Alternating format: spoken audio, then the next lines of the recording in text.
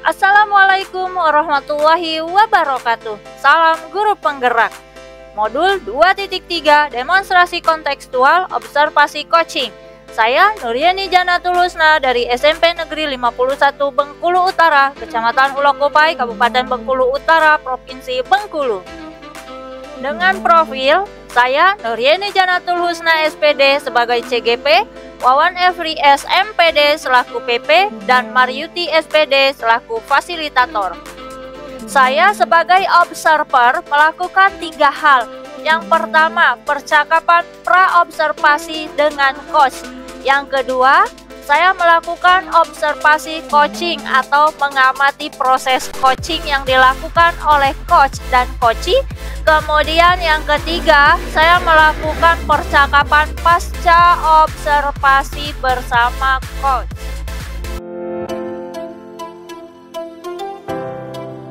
Assalamualaikum Bu Ning. Waalaikumsalam Bu Yen. Gimana kabarnya? Gimana Bu Yen? Alhamdulillah sehat. Oh ya, Bu Ning, sebelum kita melakukan coaching, sebagai awal, saya akan melakukan beberapa pertanyaan kepada Ibu tentang rubrik penilaian kita pada hari ini. Bu, pada coaching kita hari ini, coach dan coachee akan saya amati dan saya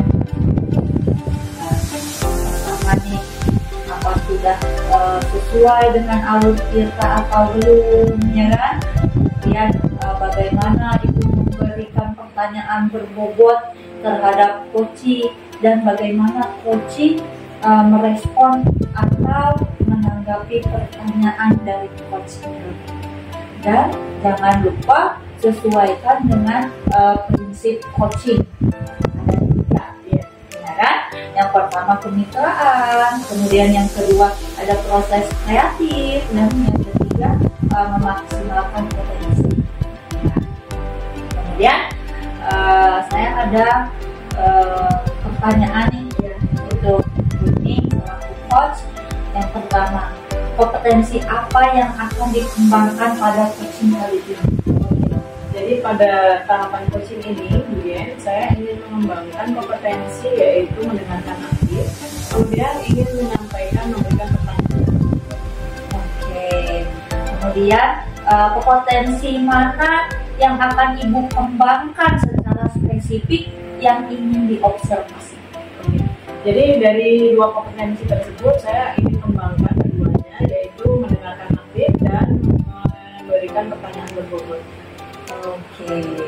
Kemudian pertanyaan yang terakhir nih, ya. Indikator yang bagaimana sih yang diinginkan oleh Ibu Ning dalam proses coaching kali ini? Jadi pada tahapan ini indikator ketercapaiannya itu paling tidak bisa menemukan solusi-solusi, kemudian bisa juga menemukan langkah-langkah untuk menyelesaikan permasalahan yang dihadapi.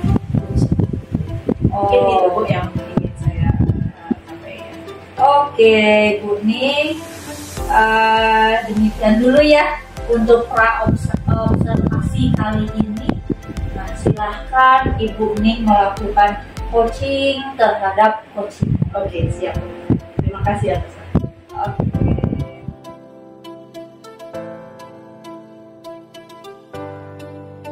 Assalamualaikum warahmatullahi wabarakatuh. Waalaikumsalam warahmatullahi wabarakatuh. Apa kabarnya Bu Supra? Alhamdulillah Bu. Iya. Bu Ning apa kabar Bu? Alhamdulillah sehat juga. Saya tengok nih Bu Supra nih kok kayaknya pingin ada yang diobrolin. Kira-kira apa ya Bu Supra ya? Ini Bu, mengenai media pembelajaran sehari di sekolah gitu ya, di sekolah saya itu guru-guru yang senior itu masih menggunakan media pembelajaran teacher center, sehingga anak itu bosan dengan kegiatan pembelajaran di kelas, dan guru-guru itu kalau saya lihat itu untuk perubahan pendidikan yang sekarang itu masih sangat lambat sebenarnya. Oke, Jadi dari yang disampaikan Bu Supra tadi ada permasalahan menengok beberapa kawan-kawan itu menyampaikan dalam pembelajaran di proses KBM-nya itu masih teacher center. Nah, yang dari kegundahan kesalahan Bu Supra yang disampaikan, kira-kira apa yang ingin Bu Supra capai atau yang Bu Supra inginkan dari obrolan kita? Saya itu sebenarnya ingin melakukan sebuah perubahan dengan kepala saya itu kepada rekan sejawat, bagaimana merubah cara kegiatan belajar di kelas sehingga anak didik itu semangat dalam mengikuti kegiatannya, bisa enjoy dalam belajar dan bisa senang berbagi dengan teman-temannya, sehingga anak itu bisa menerima pembelajaran yang bervariasi dari gurunya lewat media pembelajaran yang bervariasi. Kan kalau untuk kegiatan sekarang itu banyak sekali, tidak hanya melihat buku, mencatat, melihat pertanyaan dan menjawab, tetapi bisa juga kita menggunakan seperti Google Form, Classroom, atau Quizzes, sehingga anak itu lebih tertantang, sedangkan sekarang sudah menggunakan media teknologi semua. Iya, jadi benar sekali ya apa yang disampaikan Bu. Jadi beberapa rekan sejawat masih menggunakan metode lama, padahal Bu Supra harapannya ingin bahwa kawan-kawan itu dalam pembelajaran bisa memberikan pembelajaran yang menyenangkan buat anak-anak, ya kan, bisa memotivasi anak, kemudian bisa memanfaatkan Google Class, dan Quizzes dan lain-lain. Kalau boleh tahu nih dari obrolan kita nih Bu Supra ya, mengapa tujuan ini, perubahan ini Bu Supra anggap penting dalam proses perubahan di sekolah Bu Supra? Kalau melihat dari zaman digital sangat penting Bu, karena media pembelajaran metode itu sudah banyak sekali seperti contoh ya, mungkin di kota-kota besar kita nih di dalam lingkungan di dalam pedalaman, sehingga untuk mengikuti kemajuan yang kita rasakan itu kita tidak perlu harus menunggu. Seharusnya kan kita bisa melihat perubahan dengan yang sekarang. Untuk pembelajaran metode yang bervariasi itu sangat banyak. Jadi Bu Supra mengharapkan ada pembelajaran yang bervariasi gitu. Kalau dari opsi tadi nih, harusnya kan ada pembelajaran yang bervariasi. Kira-kira apa yang manfaat yang didapat dari perlakuan ini Bu Supra diharapkan? Yang ingin dicapai tujuannya kira-kira? Manfaatnya tuh sehingga nanti sekolah itu merupakan tempat yang ingin anak-anak datangin setiap hari. Ya, jadi anak itu merindukan bahwa suasana belajar di sekolah itu sangat bagus dan sangat banyak untuk mereka pelajari. Jadi Bu Supra ingin mencapai bahwa sekolah itu sebagai tempat yang dituju sebagai anak-anak, tempat yang menyenangkan buat siswa-siswa. Kira-kira kalau di level 1 sampai 10 sekolah Bu Supra itu sekarang berada di level mana? Berapa paruh sekolah yang menyenangkan buat siswa? Kalau masih di bawah rendah, bawah level rendah ya. Kira-kira ada di level berapa Bu Supra? Seperti kalau dari angka 1 sampai 10 itu levelnya masih di level 4 atau 5.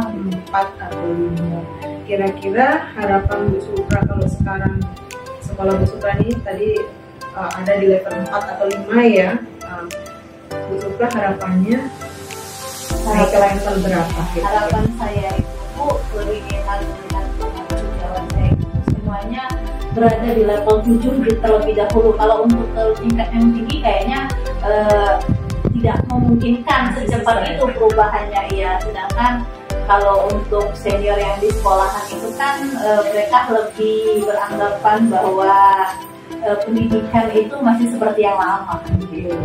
Jadi masih berada di level 7 ya. Ya, keinginannya. Keinginannya mencapai ke level 7. Ya. Dari level 4 ke level 7 itu berarti ada range ya Bu. Ya. Nah, kira-kira untuk mencapai range dari level 4 4 ke level 7 itu pasti kan ada usaha ya. Iya. Nah, kira-kira apa yang akan Bu Supra lakukan untuk mencapai perubahan dan pengembangan di sekolah?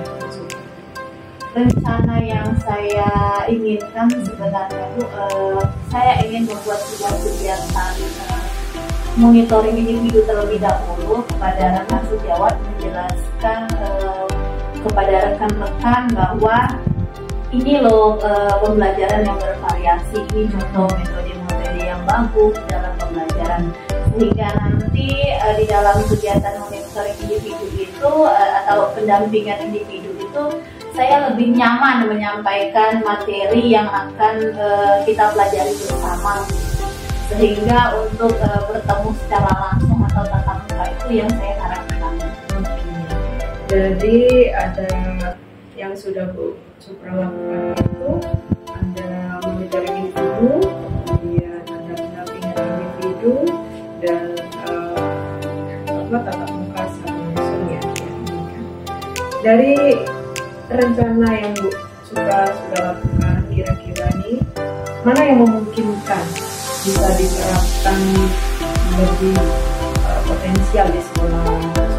Kalau melihat dari potensial yang bagus itu seharusnya lingkungan sekolah terlebih dahulu ya, yang kita membuat dulu seperti adalah kegiatan workshop yang melakukan bersama dengan rekan sejawat, sehingga di dalam kegiatan tersebut nantinya guru-guru itu mengerti perubahan yang akan kita lakukan sekarang itu pasti berbeda dengan cara mengajar guru di masa yang lalu, sehingga menimbulkan rasa ingin belajar terlebih dahulu pada para senior-seniornya untuk perubahan yang bagus mungkin. Jadi yang apa dari yang Bu Supra sampaikan tadi udah keren, udah bagus, ada rencana workshop ya. Nah, boleh tahu nggak kira-kira rencana workshop seperti apa yang ingin Bu Supra lakukan atau terapkan di sekolah?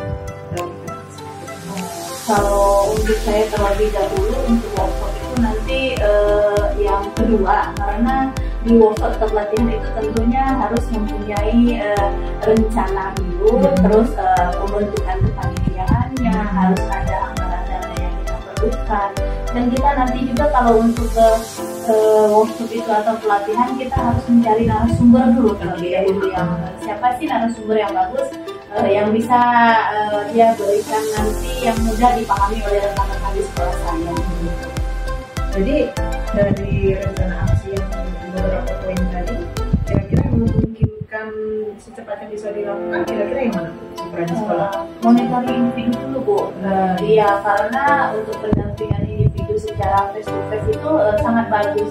Dan itu gampang kita laksanakannya dan tidak kita memerlukan rapat terlebih dahulu atau agenda terlebih dahulu, sehingga dengan adanya kegiatan pendampingan individu itu kita bisa melakukannya secara langsung. Jadi apa yang sudah Bu Supra ingin melakukan individu itu bisa dilakukan ya. Oke. Apa kira-kira tantangannya Bu Supra kalau kira-kira dalam tahapan rencana aksi besok ini melakukan pendampingan individu terhadap rekan sejawat di sekolah tersebut? Tantangannya adalah satu, guru yang senior itu tidak mudah untuk menerima perubahan yang kita rasakan biasanya, dan juga untuk mereka mempelajari teknologi itu terkadang masih acuh tak acuh dan bermalas-malasan, sehingga mendapatkan perubahan yang sekarang itu masih terbilang masih jauh ya. Oke. Dari yang Bu Supra sampaikan tadi, disampaikan ada senior yang merasa belum menerima perubahan secara 100% lah ya. Kemudian kira-kira langkah Bu Supra apa yang akan dilakukan? Melihat rekan sejawat yang senior masih belum melakukan aksi dan masih belum respon dengan perubahan yang dilakukan. Nanti saya ingin mengajak kolaborasi tentunya aku yang jelas saya minta bantuan dari kepala sekolah terlebih dahulu, bagian kurikulum karena pengembangan sekolah itu pastinya nanti di bidang kurikulumnya, dan juga dari guru yang sudah merupakan guru penggerak di sekolah saya ada, dan juga bagian guru yang menguasai teknologi di sekolah, sehingga nanti mereka saya meminta tolong untuk bagaimana mengajari teman-teman di sekolah untuk membuat media pembelajaran secara online. Luar biasa. Mantap. Jadi apa yang dilakukan akan berkolaborasi dengan sejawat, kemudian ada dari CGP yang ada di sekolah, kemudian para GTK yang berpotensi di bidang teknologi. Bisa dilakukan dengan kolaborasi. Luar biasa. Kira-kira nih Bu Supra, rencana aksi apa yang akan dilakukan ini untuk mencapai tujuan kolaborasi antara sejawat ini tadi, apa yang akan dilakukan Bu Supra, kemudian kapan waktunya yang akan dilakukan dari kolaborasi? Kalau dari kolaborasi itu ya kita secepatnya lebih bagus kita rencanakan, karena kalau kita selalu mengulur-ulur waktu itu tidak akan terjadi.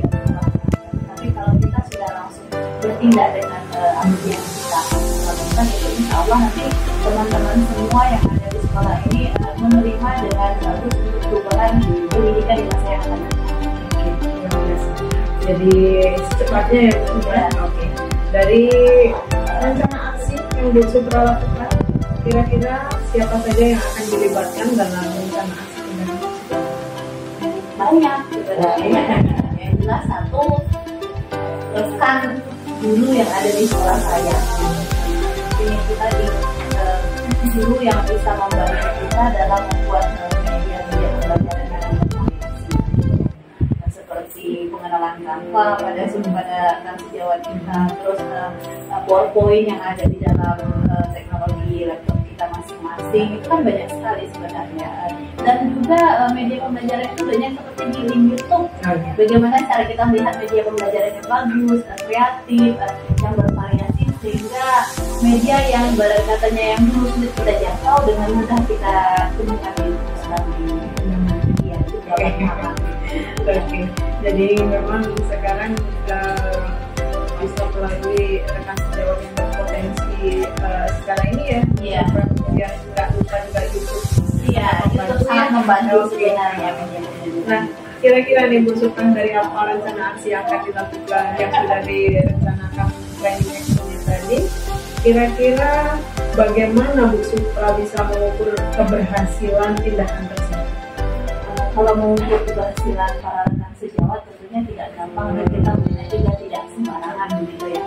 Jadi menjaga perasaan masing-masing, setidaknya untuk menilai itu kita langsung aja bekerja sama dengan teman-teman di dalam sebuah kegiatan untuk bagaimana nanti kita bisa membuat media pembelajaran itu dengan bersama-sama.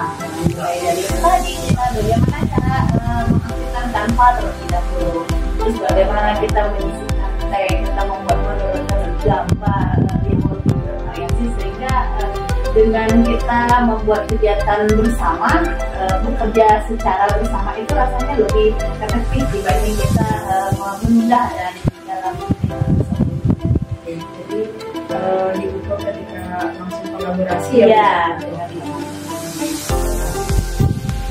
Saya sudah gak sabar nih Bu Supra mau lihat rencana aksi Bu Supra ke depannya. Batas keberhasilannya juga saya ingin melihat ke depannya seperti apa. Saya sudah gak sabar. Nanti kalau sudah rencana aksinya sudah terlaksana, kita ngobrol-ngobrol lagi ya Bu Supra ya. Senang hati itu.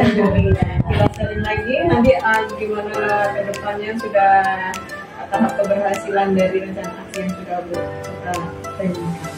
Nah, kira-kira Bu Supra, dari obrolan kita ngobrol ini dari awal dari akhir ini, kira-kira apa yang Bu Supra simpulkan, apa yang Bu Supra dapatkan dari yang dapat saya rasakan itu saya enjoy dan semangat tentunya untuk melakukan perubahan besar dalam sekolah saya, dan tentunya ada beban yang berkurang di pundak saya, sehingga dengan bercerita dengan publik saya merasa lebih lega, lebih rileks untuk melakukan perubahan yang bagus di masa yang akan datang. Jadi minimal ada perubahan ya Bu. Iya. Oke. Terima kasih Bu Supra sudah ketemu, sudah mau berbagi cerita dengan saya. Semoga bisa menjadi lebih rileks lagi sekarang. Nanti ditunggu perubahan-perubahan ke depannya. Oke. Terima kasih ya. Kita ketemu lagi Sama-sama ke Bu. depannya. Saya juga terima kasih Bu, sehingga bisa bertukar pendapat sebenarnya Bu. Sehingga saya merasakan ada sih solusi ini yang harus saya kerjakan di kemudian hari. Terima kasih banyak Bu ya. Sama-sama. Saya akhiri Bu. Assalamualaikum. Waalaikumsalam.